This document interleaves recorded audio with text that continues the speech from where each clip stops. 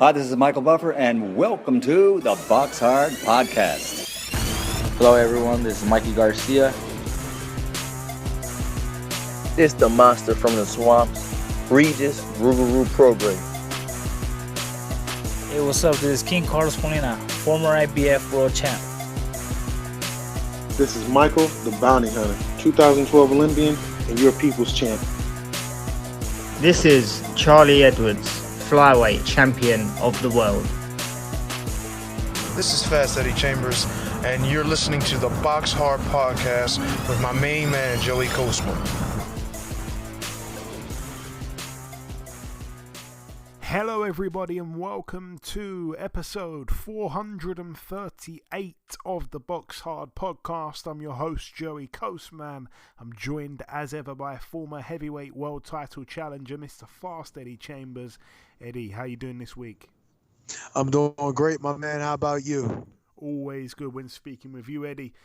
Always good when speaking with you. Let's dive straight into the review part of the show. We're going to start here last Friday, March the 1st at the Telford International Centre in Shropshire, United Kingdom.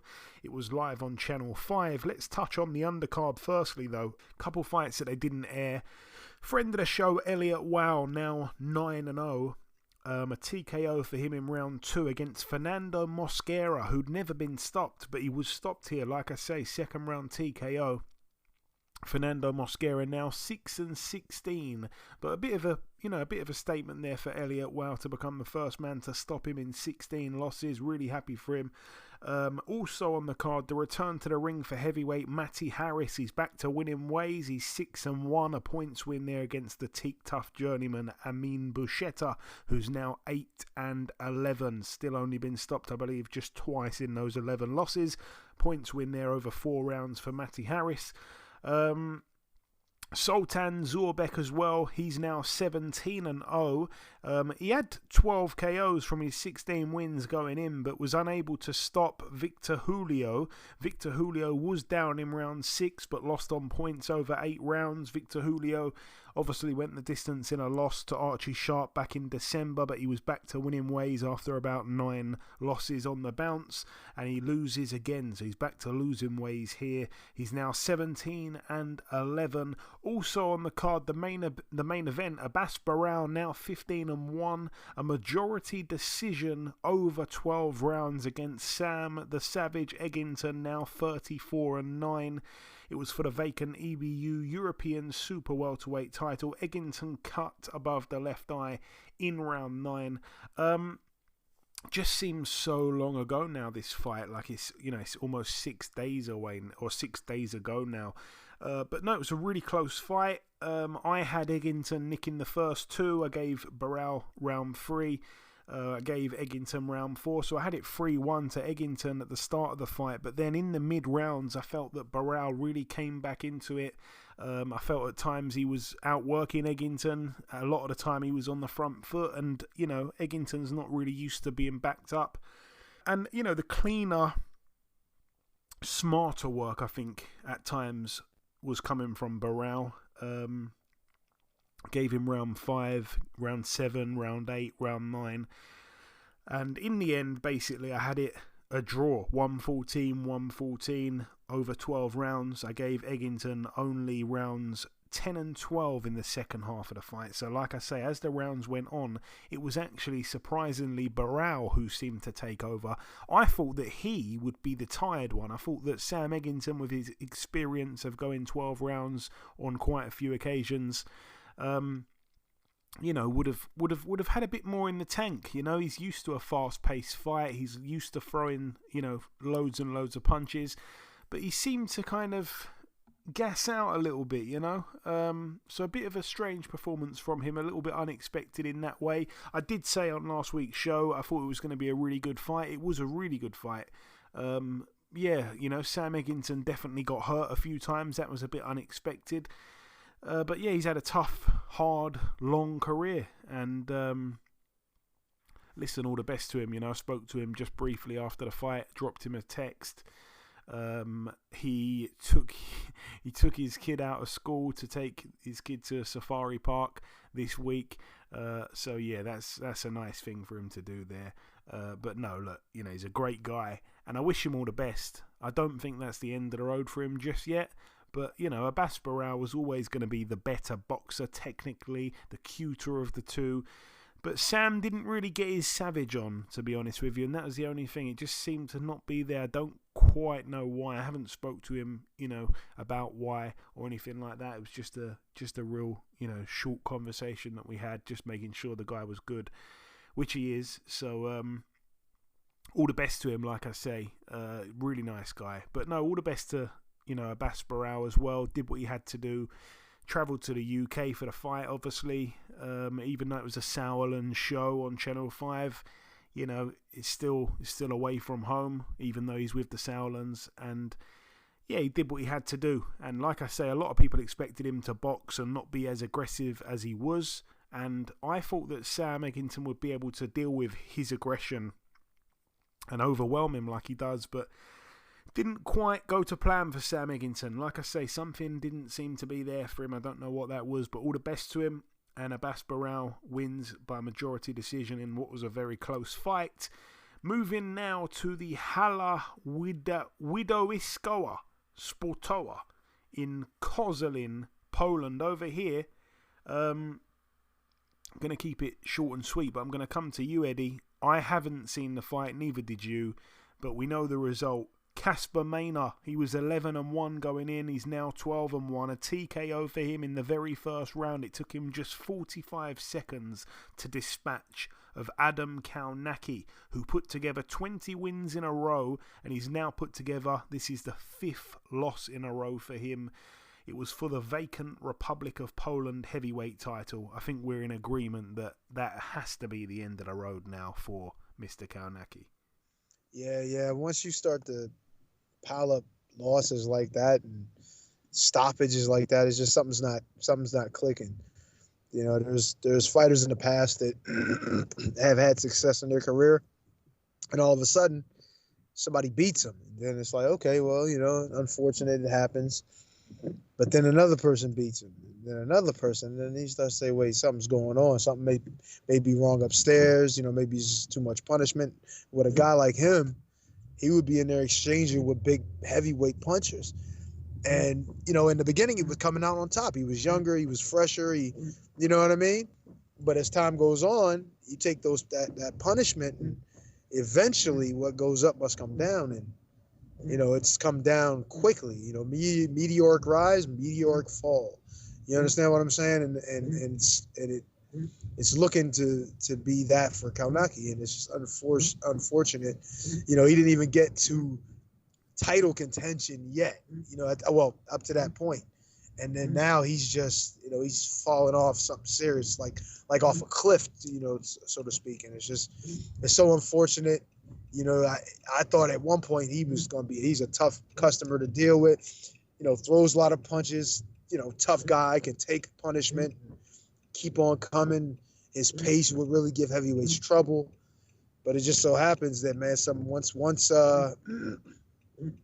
the big Nordic guy, put his hands on him and hurt him a couple of times and, got him out of there, it's like it just all went downhill from there. And it's really unfortunate for him. And, I hope he decides to just let it go and stop trying to force it and continue and to the point where he actually gets hurt and puts there, and suffers some irreparable damage. We don't want that. So I think it might be best for him to, hang him up, let it go, and try to find something else out other than boxing that gets him what he needs to get done.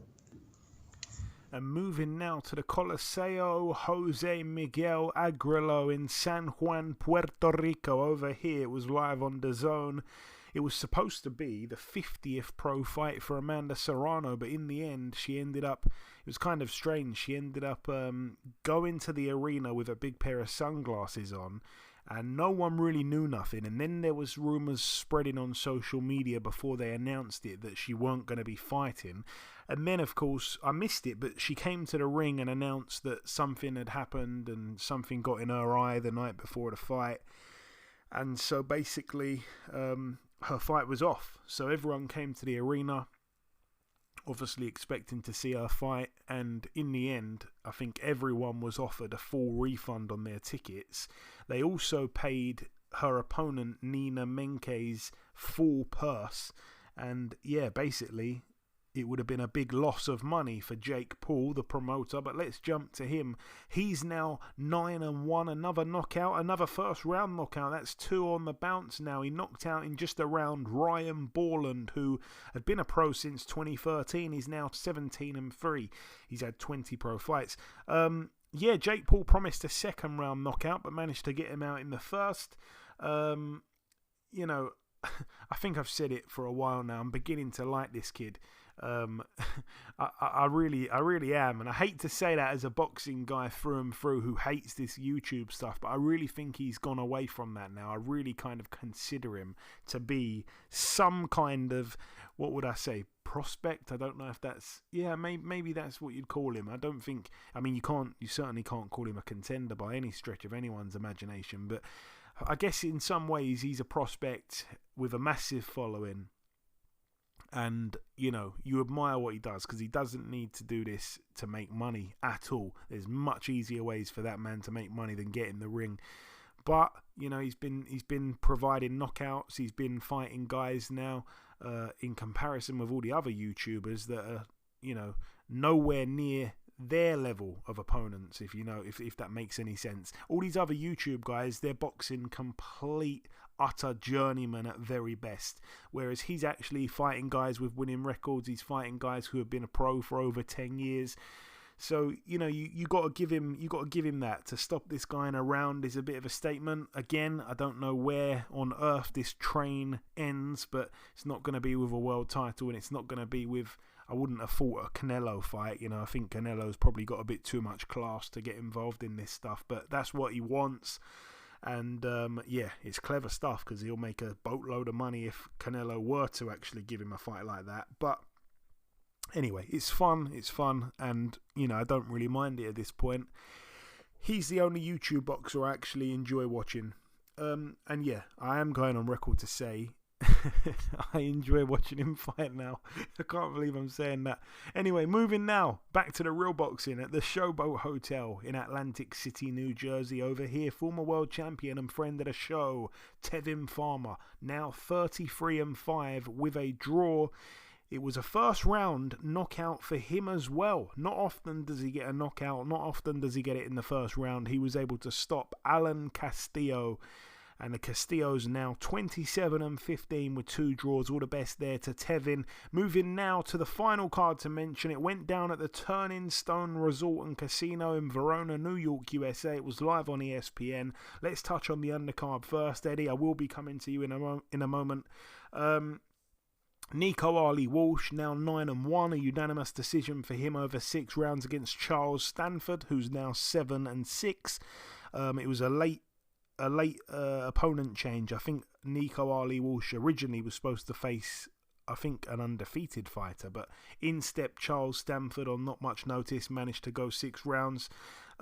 Troy Isley as well, friend of the show, looked really, really good actually. He's now 12-0. A TKO for him in round 7 against Marcos Hernandez, who's now 16-7 with 2 draws. Some people thought that would be a tough fight for Troy. He looked extremely sharp and very, very impressive, and I think he's just improving again and again and again. He's with the right team, Bo Mack and all those guys from the Terence Crawford camp, and I think he's going to be a real prospect or contender or fighter to watch in the future. I think he's kind of moving into contender level as we speak. But yeah, nice guy, good fighter. Great to see him out again. Talking of good fighters, Rohan Polanco as well. He moved to 12-0, a unanimous decision over 8 rounds against Tariq Zayner, who was undefeated as well. He's lost his O. He's now 13-1 with a draw. Zayner was down in the 8th and final round, but managed to hear the final bell. Didn't see the fight, but Polanco now 12-0, like I said.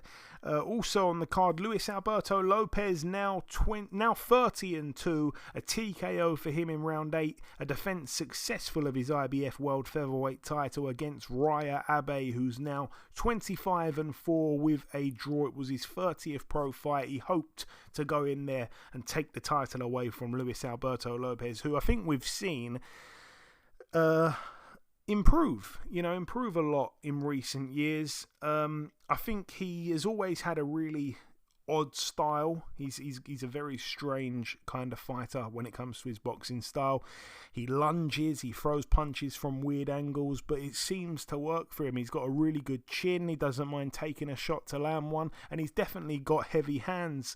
Like I say, it's not the most traditional textbook type of stuff, but it works, and he's on a heck of a run now. I can't even tell you how many wins he's put together in a row now, and he's beaten some great names, and he's a deserving world champion, and he's proven it time and time again. But yeah, he was just a bit too much for Raya Abe in the end. Just overwhelmed him, was just too good, really. Abe didn't really come close to turning the bout in his favour at all, and it was, in the end, I suppose, quite a straightforward win for Luis Alberto Lopez. I don't think he's going to need to be out of the ring for too long before we see him again. I don't think he really got out of first gear. The main event, Otabek Kolmatovedi, now 12-1, a TKO for Raymond Ford in the other corner, 15-0 now with a draw. A win there for the vacant WBA featherweight world title. 12th round TKO. Unbelievable scenes. I'm going to come straight to you there. Obviously, you both got the same trainer in Coach Anthony. Happy for the team, the gym. But yeah, unbelievable scenes, considering obviously Ray needed a knockout in that 12th and final round, and he got it with 9 seconds left on the clock. Talk about drama. That was crazy too. And of course we didn't know the scorecards, initially. I mean, we learned it after that he needed a knockout to actually win, which I thought the fight, could at that point was close enough to, I don't say go either way, but it did look like Otabek was a little bit more, on the gas. He was throwing more punches. But I think Ray's punches meant a little more, and a lot of the landed shots, most of the oohs and ahs would come from those shots. But don't get me wrong, Otabek landed some good shots as well. But it also looked at some, toward the middle and, even coming up to the end of the fight, that Ray was starting to, have his way a little bit. Early on, it was definitely Otabek that was in control. But as the fight wore on a little more, it got to see where, the walk down method was actually working for Ray, as opposed to trying to box and, be cute with the skills and all. But to be down like that, to need the knockout, and not even just thinking about needing the knockout, it's just going in there with the idea of giving everything, just so you don't leave it in the hands of the judges, and show the balls, the heart, you know what I mean, the determination. You got to get a kid credit. He went and got it. You know what I mean? And got to give Ant credit because he made sure he knew he needed it. Not necessarily that they were, they were sure that they were down. He didn't necessarily give that speech, but it was just like, yo, we got to go get this. We got to show that, we got dog in us, that we can actually take this thing. And, all of the good shots that Ray landed, I never really seen in the entire fight. Otabek, except for the one, which was a jab. And I think it was more off balance than it was hurt, where I saw any kind of reaction from Otabek to where it was like, damn, he's visibly hurt. But he got it in literally the last round, in the last few moments, where it got to the point where it was like, damn, if he would have actually got that credit for that knockdown, he might not have had time. And Steve mentioned this to me. My brother Steve had mentioned this to me. He's like, damn, he's kind of glad that he didn't get credit for the knockdown when he threw him down, because that would have taken just enough time, I think, for Otabek to be able to completely recover. You're never saying not recover for the bell to go. So it was kind of good that he didn't give him credit for it. You know what I mean? Obviously the score would suffer, but he didn't need it because he had him hurt and went and got him out of there. But it was just an awesome scene. Happy for for those guys. Definitely happy for Ant. And he's a deserving candidate, man. That kid really works, really focused, really determined. Got the job done. Happy for him. Proud to see one of these South Jersey guys near Philly, you know what I mean, pull another title win. That's an awesome thing to see. Congratulations to the team, and hopefully we can get more. Yeah, I've seen another podcast I listened to. They were really praising Coach Anthony's advice in the corner. They said it was some of the best corner work they'd seen in years, which I thought was really high praise. I heard sometimes Coach Ant saying in the corner, who he thought had won the round, and a lot of the time, well, I won't say a lot of the time, but some of the time I was heavily disagreeing with that. But it is what it is. The actual advice itself was really key information. You touched on it, Eddie. Kolmatov started really sharp, in and out boxing. Ford was having his moments and landing some nice jabs particularly. It was that jab that really worked for him. But for the most part, he was being outworked by Kolmatov. He was a bit too patient, waiting too long to get off on with his own attacks. And yeah, just allowing the pace of the fight to be dictated by Kolmatov. So I gave the first 3 rounds to Kolmatov. I gave Ford round 4 and 5. But then Kolmatov started just boxing off the back foot and popping out the jab. And when he did that, he was untouchable. Ray's feet were way too slow. He was just following Kolmatov around the ring. He wasn't cutting the ring off. Kolmatov honestly was dominating the fight, in my opinion, simply by throwing more punches than Ford and using his much better feet. And I gave Kolmatov rounds 6 and 7. He barely took a big shot at all in those rounds. I gave Ford round 8. I gave Kolmatov round 9 and 10. And then, yeah, that is where Ford got cut on his cheek. It was a deep cut as well in round 11 from a head clash, but I did give Ford that round. Then in the 12th round, going into this round, I actually had Ford 3 rounds down. And then, yeah, in that 12th round, like I say, final round, Kolmatov, all he had to do was not get knocked out. And he did start to go back to that back foot style where he was boxing off the back foot, like he'd done earlier on, because when he boxed like that, he was pretty much untouchable. So he had the fight in the bag, in my opinion, and he did the right thing. He went back to that style and decided to just keep it long and use his feet and all the rest of it, a style that we hadn't really seen Kolmatov do before, because he gets a lot of credit for being a front foot, power puncher that likes to come and seek and destroy and stop you. But we've seen him do the polar opposite to that. And he was, it was very effective early on. So he goes back to that in the 12th round. But then he gets caught with a shot as Ray went on the attack. And I can't remember what shot it was now, but he got wobbled back into the ropes. Ray kind of grabbed hold of him and threw him down to the floor. So the referee rules it no knockdown. There's 25 seconds left on the clock at that point in the 12th and final round. By the time Ray gets to punch Kolmatov again, there's 16 seconds left in the round. So he hits him with the first shot. Kolmatov's legs were all over the place. Ray was swinging for the fences, connecting with some shots, missing others, just really trying to pour it all out. And then, yeah, Kolmatov just ends up stumbling into the ropes on the other side of the ring, and the referee stops it. And I thought it was quite controversial, I have to say. 9 seconds left on the clock. Ford behind on 2 scorecards, needed that knockout. Crazy end to what was a fantastic fight. Credit to both fighters. It was a great fight.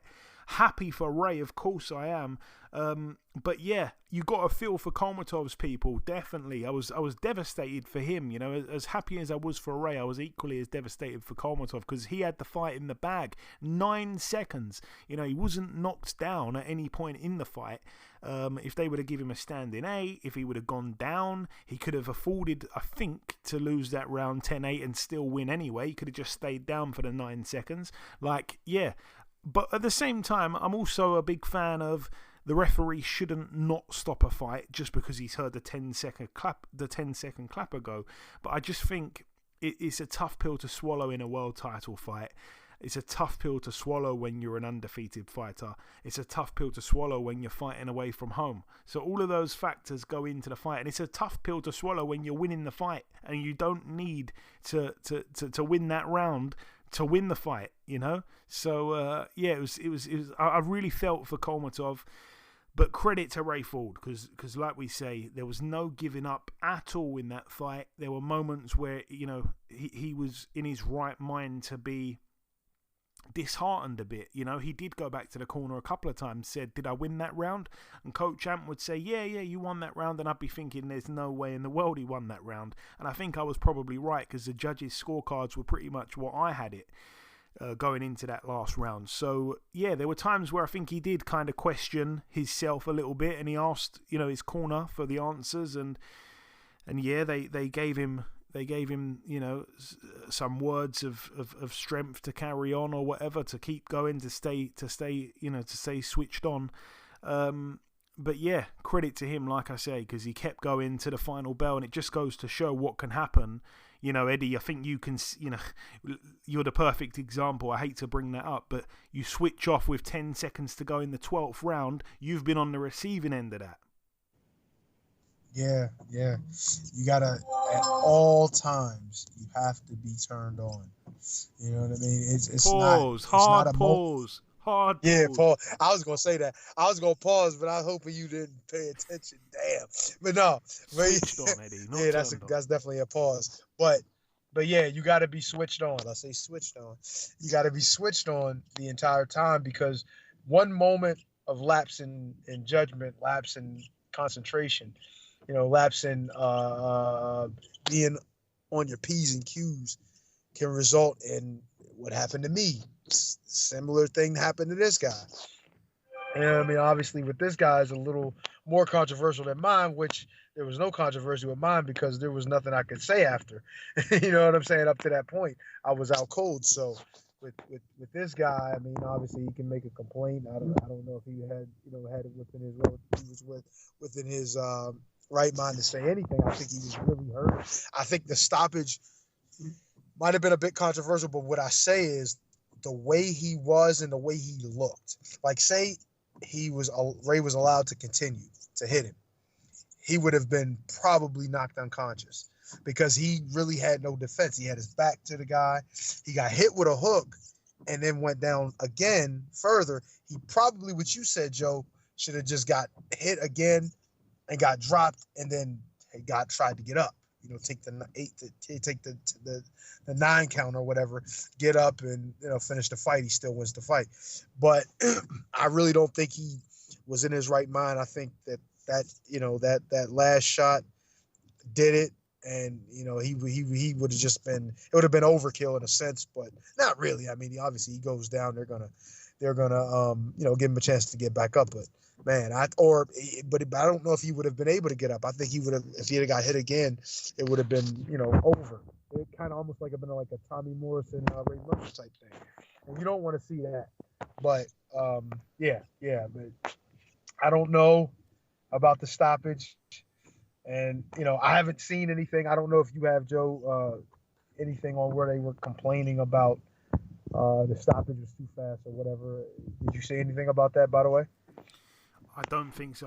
Not that I pay attention too much, to be honest with you. I'm kind of useless at right. following things like that. Yeah, no, I understand. But I was just, because my thoughts on it was that was a little fast, but he was in a real vulnerable position at the time. And I think that's probably what the ref saw. And slightly hesitant to do it, but he's like, look, I gotta do this. I don't want to be responsible if this guy gets hit again and has no defense. You know what I mean? And then if it was a possibility of a standing 8 count, it would have been great, because then he could have just gave him a standing 8. But there is no standing 8. So if you're gonna step in, you got to stop the fight. And I think that's what happens a lot of the time, and it kind of throws the situation off, unfortunately. Yeah, but like we say, take nothing away from Ray for the great win. He was very quick on the mic to say it might be his last fight at 126, which will be a bit of a shame, really, because like I say, he's kind of gone from contender to world champion in quite a quick period of time. He's not a massive name, Raymond Ford. I was looking, I think he's only got about 2,000 Twitter followers.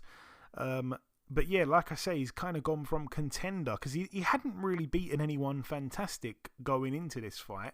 And we said, I think I said on last week's show, this guy gets talked about as the best prospect in world boxing. No one was calling him a contender at all. So he went from prospect to world champion. He's kind of skipped the contender stage, and already he's thinking about giving up the belt straight away and it being his last fight at 126 and moving up again. So that would be a bit of a shame for him profile wise, because I don't think he's going to get a shot straight away at 130, because obviously Top Rank are holding the majority of the belts up there. They've got a lot of people frozen out, and he's with Matchroom, so I don't think it's going to be easy to get their hands on a belt there. But yeah, I don't know what's going to happen with him, but hopefully he stays at 126. I think it makes sense for him to be there, but it's up to him and his body, I guess.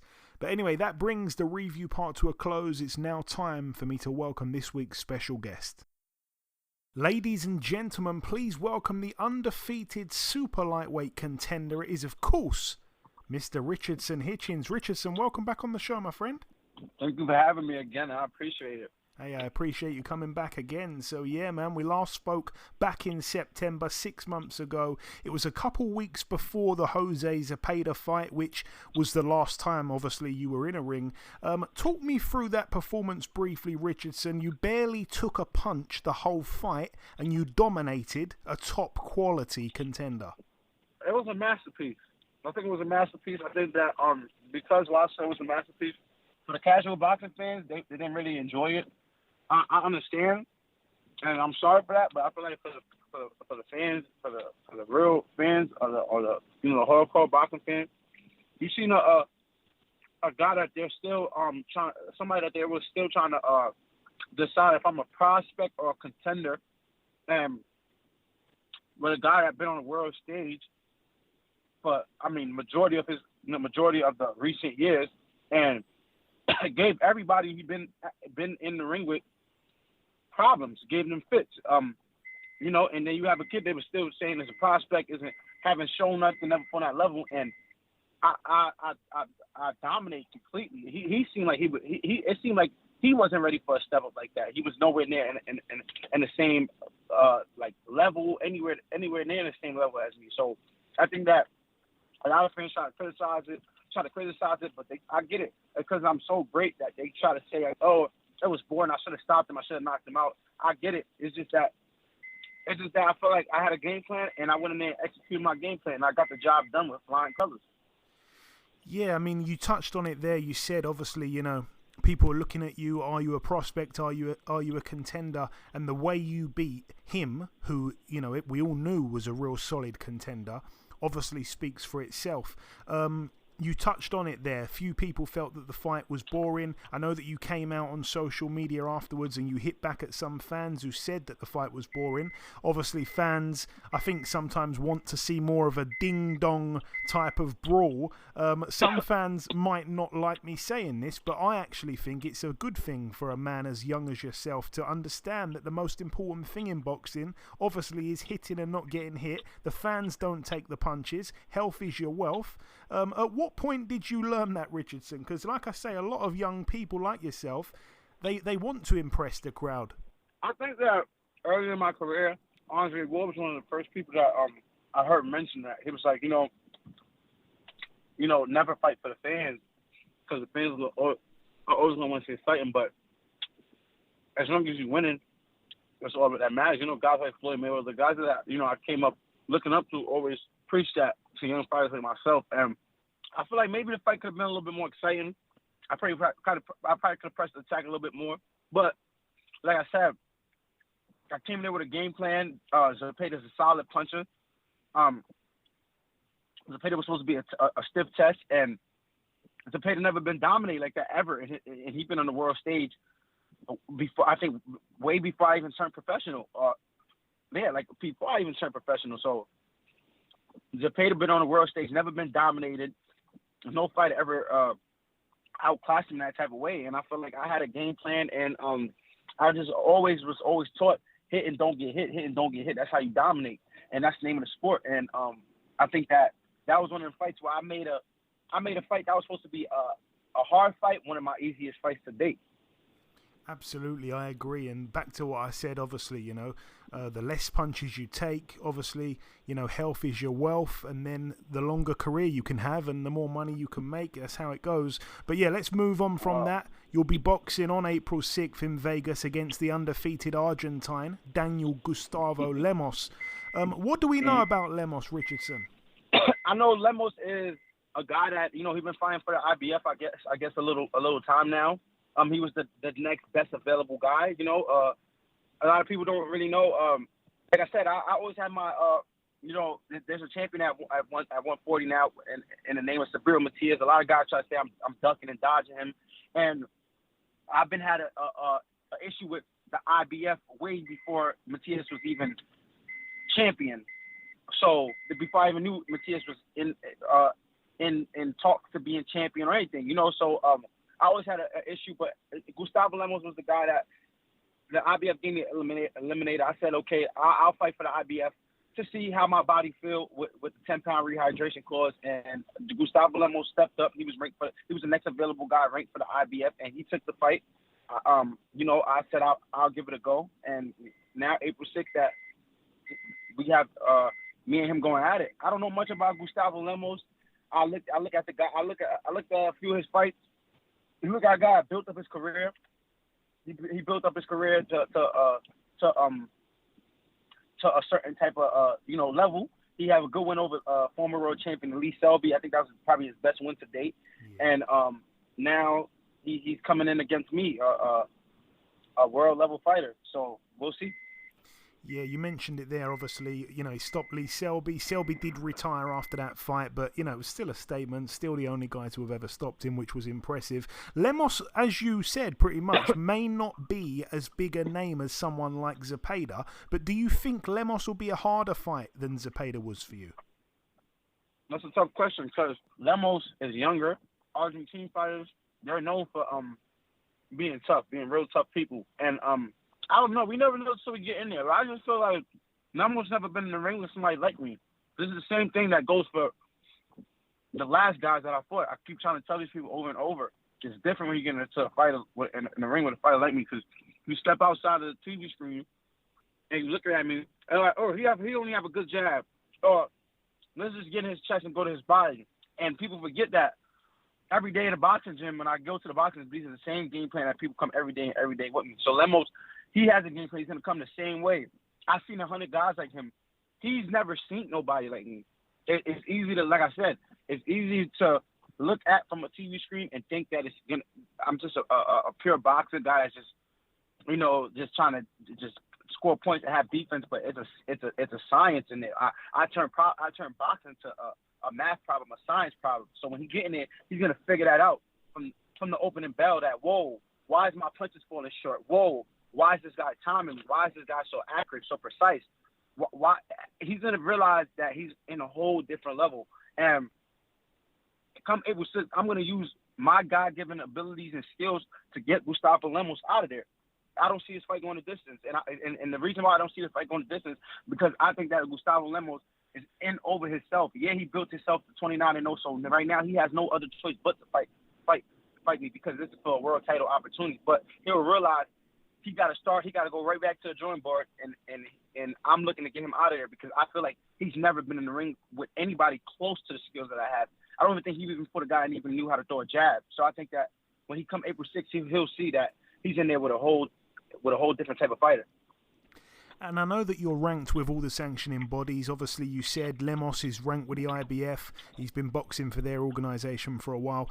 I would have wished that it would have been for one of the other sanctioning bodies because of, I feel like when fighting at a top level on the world stage, I think that as a professional, you sign a contract. And as a professional, once you make your weight, even if I go over 12 pounds, that's my business. I signed my contract to make that weight. So I want to come in at my best. But the IBF gave me an eliminator, and that's for a world title opportunity. So we don't want to pass it up. We're at least giving it a go to see how I feel for the IBF championship. And if I feel good to come fight night with Gustavo Lemos, IBF is going to give me a mandatory spot for the world championship. We'll be ready. Hopefully we'll be ready. Hopefully everything goes well, and we'll have a world title. Actually, my first world title. And Richardson, obviously you touched on it, the champion being Subriel Matias. That's a guy who's recently signed to Matchroom, so politically it shouldn't be too hard to make. No, that shouldn't be a hard fight at all for us to make it. If everything makes sense, that'll definitely be a big fight for the 140 division. I think that's one of the, top. We're definitely in the top 5 of the 140 division. Definitely, and I feel like the 140 division have a lot of top fighters. There's so many guys at 140 where there's so many big fights to be made, but that'll definitely be a big fight for the 140 division. Absolutely, and everyone knows that you're one of Devin Haney's biggest fans. I'm joking, of course. But what did you make of his performance in his only fight at 140? I have to say, I was very impressed against Prograis. It was nothing I didn't expect. Like I said, I've been in the ring with Zepeda. Zepeda was in the ring with Prograis. Yeah, Prograis got Zepeda out of there, but you gotta look at it deeper than that. You know, before he got Zepeda out of there, it looked like it took a minute for Regis to, you know, kind of start separating himself in that fight. And still, it looked like a back and forth fight. You know, Zepeda had a lot of moments, landed a lot of big shots, a lot of big straight lefts and things like that. And then you also got guys like Shakur Stevenson that been in the ring with Regis that also gave me intel on a sparring session. But even without me knowing about that sparring session, I could already tell that Regis was a way lower level fighter because him and Zepeda wasn't too much of a big difference. It looked like they both were supposed to be in there for the 140. When they fought for the 140 belt, they looked like they both were supposed to be in there with each other. When Zepeda fought me, it looked like Zepeda couldn't. Me and Zepeda fight 20 times. The fight will go like that every single time, and it might even get worse. So it's like him and he wants to fight Regis again because he feels like he can beat Regis. He's calling for a rematch. You go ask Zepeda right now if he want to fight Richardson again. He don't really want to fight me unless it's big money involved. He don't really believe he could beat me because it's levels to this. Yeah, but the question was though, Devin looked really good against. Devin did look good against him. I'm sorry, I'm just trying to say, but what I'm trying to get at with that is Devin is on a whole different level from Zepeda. So when you narrow it down, you got Zepeda and Regis that's right there, and then I'm in there with Zepeda. I'm like, oh shit, like this nigga, like Zepeda's really not like, you know, what they really make him out to be. And I'm like, I know I've been in the ring with Devin. I know Devin is on that level, that high level of boxing. So it wasn't no surprise to me. Like these guys like Regis and Zepeda and guys like that, they're really not. These fighters are not really. They're good fighters, but you got special elite fighters, and that's what guys like me, Devin Haney, and et cetera, are. So I expected that fight to go like that. I mean, it was entertaining to build up. It was entertaining. It was good anticipation because you know Regis got a good way of talking, and he has that punching power that kind of give him that puncher's chance. So of course you're gonna be tuned in. But if I really had to, me going into the fight, there was me watching the fight live. It wasn't like whoa, like Devin really like showed me like no. It's like he's supposed to do that with somebody like Regis. Regis is trash. And talking of Devin, how do you think he'll fare against Ryan Garcia 3 weeks after your fight? And also, what are you making of Ryan's recent social media posts? I don't know what's going on with Ryan, but the way he's talking, if I was Devin Haney, just show your ass up so I can get my check. Because he's still not, at this point, he still ain't even talking about if he's going to back out the fight or not. So fuck it. If this is a money grab for Ryan Garcia, show up to the fight, give the fans what they want, take it out, and go about your business and handle that one. Handle that when the fight is. I mean, he's still gonna have to go through it while he's preparing for the fight. But then he'll have a lot of time to worry about what he's going through mentally. But if I'm Devin Haney, it's like, come on, like let me know if you're gonna come to this arena and fight, or if you're wasting my time or not. Because I mean, obviously Ryan Garcia is not he's not taking this fight as if somebody that wants to win this fight. I mean, from the outside looking in, and it is what it is. I mean, I think that Devin should beat Ryan Garcia. Ryan Garcia is not really I don't feel like the kid is like really a boxer. He's a guy that he built a career up in boxing. Boxing is one of the traits and crafts that he knows. So of course he's and he has a big following. So of course he is a boxer, but I feel like the kid is not disciplined. He's not nothing. You know, there's a guy that when he just got with Derek James, the guy just said this is his first time ever training outside of a camp. So I feel like you got a guy like that, then you got a guy like Devin Haney that seems to be dedicated to the sport. I feel like Devin should beat him easy. Yeah, I think I have to agree. But yeah, obviously, hopefully, Ryan is okay mentally right now. Yeah, I want to get your take on another fight that's obviously in your division for a title. Rolando Romero against Isaac Cruz the week before your fight, also in Vegas. Who wins and how, my man? I want to bet on Rolly. I want to bet on Rolly. I want to bet on Rolly because I feel like when you look at Tank versus Rolly, Tank had troubles with Rolly leading up to a knockout. It wasn't easy for Tank to really land a punch or get off on Rolly how he wanted to. He started picking. He had his moments. He was touching Rolly, but it was still a fight where Tank had to be patient and still pick his spots. I feel like we're kind of with Isaac Cruz.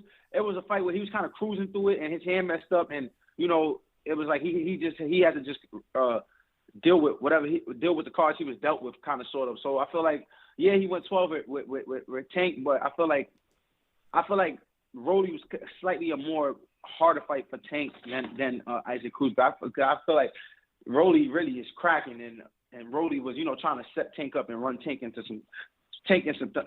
something because that was the only chance of being Tank. So I feel like I would go with Rolly, but Rolly chin is suspect, and Rolly don't like the left hook, and that boy Isaac Cruz is gonna come with that left hook, so we gotta see. Yeah, it's an intriguing one, and I know that you've got training to get to, so this will be my last real question for you, my friend. Joshua versus Ngannou on Friday. We saw Ngannou give problems to Tyson Fury. How much of a chance do you give Ngannou this Friday? Ooh.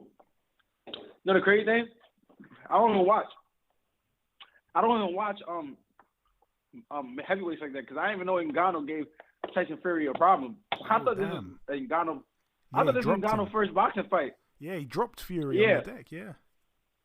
Yeah, I mean, I think that I don't know because Tyson Fury, like, that don't really tell me too much about the fight because I know Tyson Fury because Ngannou's an MMA fighter, right? Yeah. I know in Tyson Fury, like, maybe, some of the demons for the past probably caught up to him leading up to that fight. Tyson Fury probably wasn't really training that hard. He probably didn't take it serious. He's done made a lot of money in the sport already. He probably just like, this guy shouldn't beat me, and probably went into the fight and, didn't take it serious. And even if he did take it serious, it's a heavyweight. Like, you can get dropped. I don't know if you're telling me right now, like, because he got dropped, that's why, because he gave Tyson Fury a problem, or he gave Tyson Fury a problem the whole fight. So, I mean, I don't know. If Anthony Joshua's taking this guy serious, he should beat him. And I'm betting my money on Anthony Joshua, so he better win. Okay. Just before we wrap it up, my friend, if you've got any closing words to the listeners, it's always great getting you on the podcast. It's always great hearing your opinions and stuff. But yeah, if you want to sign out with a little message to the listeners, take it away, my man. Like I said, April 6th, if y'all wanna make some money, go on that FanDuel, go on that DraftKings, bet Richardson Hitchins, put a little parlay in, bet TKO knockout because we come in for this knockout. Tune in April 6th. It's gonna be a great fight going into the summer. If not, be there in Las Vegas, Fountain Blue. Man, I'm coming for the whole 140 division, putting everybody on notice. They all already on notice, but this is just the one to remind them because with me it's like damn if you do, damn if you don't. If I wipe a guy out 12 full rounds, oh, he's boring. If I beat the shit out of somebody for a whole fight like I did Bowser, then I guess they still not satisfied. So I guess that Lemos, I gotta get him the fuck up out of here. So April 6th, just make sure y'all tune in.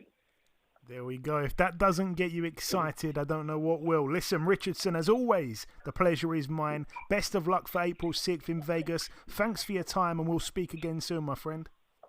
Thank you. I appreciate it, my guy. Okay, now it's time for part 2 on this week's show. This part, of course, the news part. We're going to start here with a good positive piece of news. Friend of the show and Australia's very own Sky Nicholson steps in with Sarah Mahfood for the vacant WBC World Featherweight title. The date for that is April the 6th. It's going to be on the undercard of Richardson Hitchins and Daniel Gustavo Lemos, who we just spoke to. Well, we just spoke to Richardson Hitchins a few seconds ago, but it's going to be on his undercards. It's good there that our friend of the show, Sky Nicholson, gets a world title shot. Galao Yafai also defending his WBC international title against Agustin Mauro. And Mark Castro getting in there with Abraham Montoya. So a decent little undercard it's shaping up to be there, April the 6th in Vegas. And moving 1 month ahead to May the 6th, we're going to see Naoya Inoue against Luis Nery for the undisputed junior featherweight titles. So That one goes down at the Tokyo Dome. It's a fight we knew was coming. It's finally been made. It's a Monday, by the way, which is a strange one, but you know, it is Naoya Inoue, and I think we will watch him whatever day of the week it will be. And also on that undercard as well, we will see Jason Maloney defending his WBO bantamweight title against Yoshiki Takai as well. So all the best there to Jason Maloney. I don't know if any other fights have been announced for that undercard, but that is that. Moving on to the preview part, there's only 2 cards to mention. Let's start with the small one first. It goes down on Saturday, March the 9th. At the Winter Gardens in Blackpool, Lancashire, United Kingdom. Friend of the show, Bradley the Sting Ray. He's currently 16-1. He gets out on this card here. It's over 6 rounds for him at super middleweight. He gets in with Patrick Polisic, who is 2-16 with a draw. Should be a nice, easy little run out there for Bradley Ray. All the best to him. And yeah, moving to the big card. It goes down tomorrow, Eddie. Friday night fights in the UK. It's going to be terrible for people in the US. I've just realised, especially people like yourself, on Eastern time, it's going to be slap bang in the middle of the day for people like you. So it's a bit of a mad one, actually. But yeah, anyway, Friday night in the UK, Friday night in Saudi, but it's going to be early afternoon in the US. And it's gonna the undercard will probably start morning time in Vegas, which would be really weird. But anyways, let's get to it. Couple fights to mention on the undercard first that I just want to run through. We're going to see Jack McGann, who's 9-0 with a draw. He gets in there with Louis Green, who's 16-4. Could be an upset on the cards there, I think. Spoke to Sam Gilly, who is obviously a man that shared the ring with Louis Green a few months ago. He's really unsure of how that one's going to pan out, and I just got a feeling that Louis Green might win that one. Could be an upset there. I think he's about a 2-1 underdog. We're also going to see Justice Haney, 8-0 in a 10-rounder against Kevin Lorena of South Africa, who's been helping out in Tyson Fury's training camp in the build-up to this Usyk fight. He's 30-2.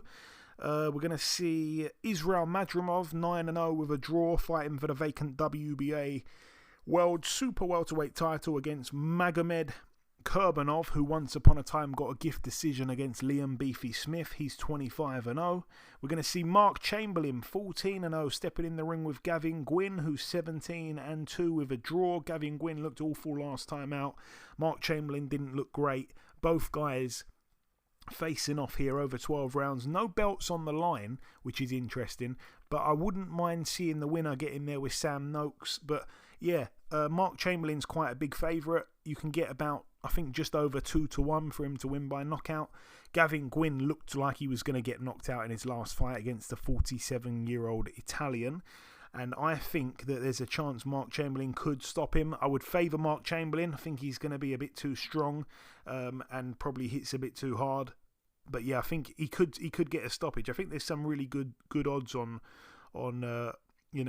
offer here this weekend for this card.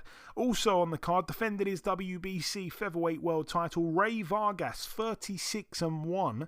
He steps in with the UK's Nick Ball, 19-0, coming off a great win last time out against Isaac Dogbe. Really interesting fight. Terrible odds. Nick Ball's a massive favourite, even though his best win is Dogbe, and a lot of people would say that Dogbe is not the same fighter at featherweight as he was at super bantam, and that he isn't in the best of form, even though he's a former world champion. Ray Vargas has only got one loss, and it was to Oshaki Foster. And by the way, everyone talks about Nick Ball's, knockout power and all the rest of it. Ray Vargas has obviously fought much better opposition than Nick Ball has, and also has a higher knockout percentage. So I think some people are reading into Nick Ball a little bit too much here. I would not be surprised if Ray Vargas were to upset the odds, even though in a lot of people's minds, they don't understand why he is the underdog. But yeah, Ray Vargas, he's much taller, much more experienced, better knockout ratio. It doesn't make much sense. He's not always the best fighter to watch, but Nick Ball's the polar opposite. He's always exciting to watch. So it's going to be interesting to see how the two styles clash. But all the best to Nick Ball. It'd be great if Britain can get a new world champion here. And he's a very exciting fighter, but it's a tough fight. I think it's a very tough fight. So I'm not overly confident in Nick Ball winning, but hopefully he can do it. But Ray Vargas, I've always rated him pretty highly. A lot of people don't, but I think he's a very good technical fighter. Moving to the two big fights, Eddie, I'm going to come to you first with the Chiefs support. Zhilei Zhang, 26-1 with a draw from China, but these days residing in New Jersey up by you. So that is pretty interesting. He's back in a 12-rounder here for the WBO interim world heavyweight title. He steps in with Joseph Parker, who's coming off the best win of his career when he upset the odds, and God knows how that fight went the distance. I thought someone was going to get knocked out, but Joseph Parker, of course, beat Deontay Wilder. We had him on the show last week. Fantastic guy. 34-3 Parker these days. Just turned 32 as well, I think, last month. I tell you what, I've been thinking a hell of a lot about this fight for weeks, and I'm favouring Parker even though he's about a 2-1 underdog. Let's keep it pretty brief, Eddie, but what's your thoughts on that fight there, Zhang and Parker?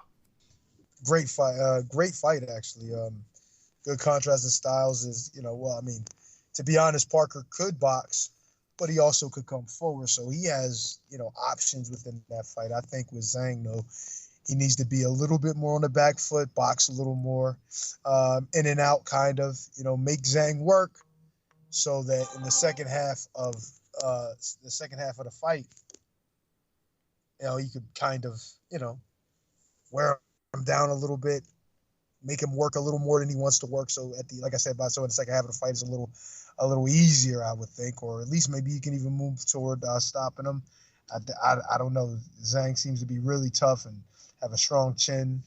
Obviously, was in there with Joe Joyce and able to deal with what he was throwing. So, and it proved to be too tough for Parker in the past. So, I don't know, man. I think it's a very, very interesting fight. And I understand why you favor Parker, because he does have the ability to beat Zhang. If Zhang is too stationary and if he's looking for one punch, he may struggle, because Parker does have a good IQ. He does understand counter punching and where he needs to be, and he understands his role in a fight like this. So Zhang has a great amateur background too, and he's not just a puncher. He's also pretty good boxing as well, but he's more of a seek and destroy kind of guy, looking for one or two punches at a time, maximum two. It's going to be interesting. It's whether or not Zhang can land his shot and kind of get Parker in a position where he can maybe get him out of there. But if we're going to the cards, I got to favor Parker too. But like I said, Zhang is a good boxer, so he's not terrible. He's not a terrible boxer. He's just the kind of guy that looks for a punch. And we can't forget he's a southpaw, so you gotta factor that in too. So yeah, very interesting fight, man. I'm looking forward to that too. Yeah, I just can't see Parker getting stopped for some reason. I know that he got stopped by Joyce, and Joyce got stopped by Zhang on 2 occasions, and triangle theories don't work. I just can't see him I was about to say that. Yeah, no, I know, but Parker, I just can't see him get stopped by Zhang. I know he got stopped by Joyce, like I say, and there's Joe has not really came out and made excuses, but I know that he told me something. I'm not going to come out and say it because obviously he hasn't come out and said it, but he wasn't 100% in that fight. That's all I'm going to say. So yeah, a lot of people don't know that. I don't know if it really played a factor in the end, but he did get stopped by Joyce. But I just, like I say, styles make fights. I think he's going to be the most important thing in this fight is that I think Joe's feet are so much faster than Zhang's feet. That is the massive, massive difference between these two fighters for me. And Joe has been using his feet so much more in recent times since he's been under Andy Lee. Prior to that, a few fights ago when he was still with his old trainer Kevin Barry, he was kind of just standing in the pocket, standing in range, and it was like I'm going to hit you, you're going to hit me, and whoever's got the best chin and who can withstand the most punishment and dish out the best punishment back will win. there wasn't much thinking behind his game, and he really went downhill for a period. You know, like he was in tough fights with people like Alex Leopai, who we saw Malik Scott box his ears off.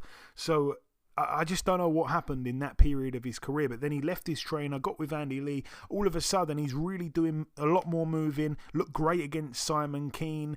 Looked fantastic against Wilder. And I just think it's clicking. It's all clicking for him. He's still 32 years of age, way younger than most people thought. And I just think he's kind of like in his prime now. Very, very nice guy. Very honest fighter. I really like Joe. But like I say, I just think his foot speed, his hand speed, that's going to be the difference in this fight. I was talking as well about this fight to Michael Hunter the other day, and he was saying, like, because Joe had said on the podcast last week that Zhang used to have issues with his gas tank. He'd get tired as hell after just like 2 rounds. But that seems to not be a problem anymore. And he seems to have quite a good gas tank now. And I was talking about that statement with Mike, and Mike was saying, like, he hasn't really been in a fast-paced fight, because that fight with Joyce, both fights with Joyce, they weren't fast-paced fights. And I thought about it, and I thought, yeah, maybe he's got a point there, because Zhang used to really struggle with smaller guys. We've seen him, cause so many calls. We've seen him having multiple problems with much smaller men. But when he's got in there with the bigger guys like Joe Joyce, same size as him, slow as well, he's much more comfortable. He's much more comfortable with the smaller guys with the quicker hands. He really struggles, and that is where it's going to be a faster paced fight than what he's comfortable with, and that is where he has to think more, and that is where that 40-year-old body and mind is gonna encounter issues. And I think if Joe can box and move, he can win this fight. I don't want to say relatively easily, because that might be a stretch, but I think he can win this fight, well. If he does get caught in the pocket with Zhang, it's going to be dangerous, but I do think that Joe's got a good enough chin to take a few good shots.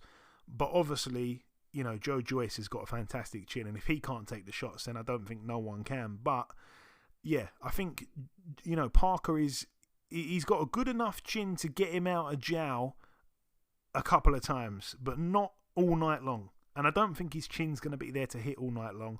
We've seen him avoid the right hand of Deontay Wilder for 12 rounds or 10 rounds, whatever their fight was, and he did that unbelievably well. I know that Zhang is a completely different stance and everything, but he's a lot slower and he's a lot more conventional. So I think I'm just really confident of Joe winning this. That's all I'm going to say. Let's move on, because we've given it a lot of time. Let's get straight to the main event now, Eddie. Anthony Joshua, 27-3, coming off a confidence-building fight last time out against former foe and sparring partner Otto Wallin. He managed to go in there and get a stoppage in the first half of the fight for the first time in, I think, about 7 years. That statistic I was rolling out every AJ fight, I now have to stop mentioning. But yeah, he gets in with Francis Ngannou, who is coming off a confidence-building fight as well, despite losing to Tyson Fury. He put the champion on the deck. He's going to be full of confidence. He thinks he won the fight. And I don't think he's going to fear Anthony Joshua in any way. Very interesting fight. I saw someone make a point the other day, Eddie. It was actually Spencer Fearon who made the point. He said, what punch did Dillian Whyte catch Anthony Joshua with and trouble him? Left hook.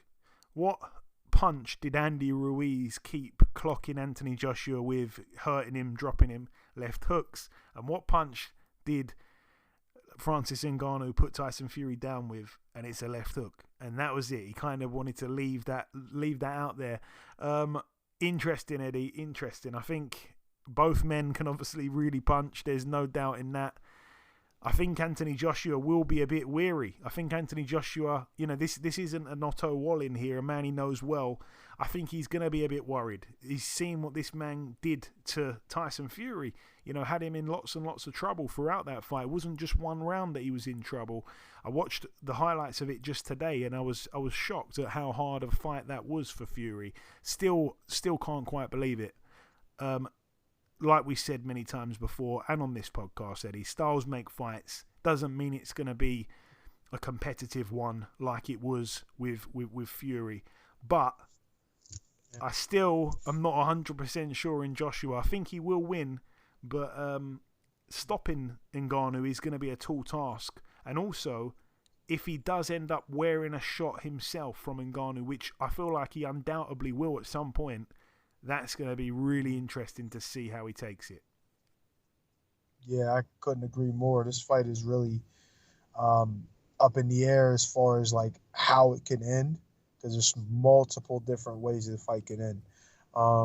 I see Anthony Joshua probably winning the fight without a doubt. Not probably, I shouldn't say it like that. I think he will win the fight. I think his skill level, coupled with his strength and athleticism, will give him enough of an edge, obviously, with the skill.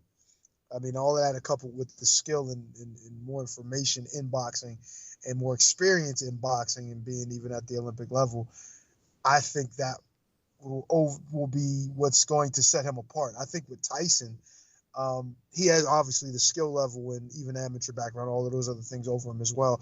But I just think that normally Tyson's size, and I think he's kind of leaned on that a lot in the last few fights with Wilder that he was in, where he could just use his size and kind of bully a guy and wear him down like that.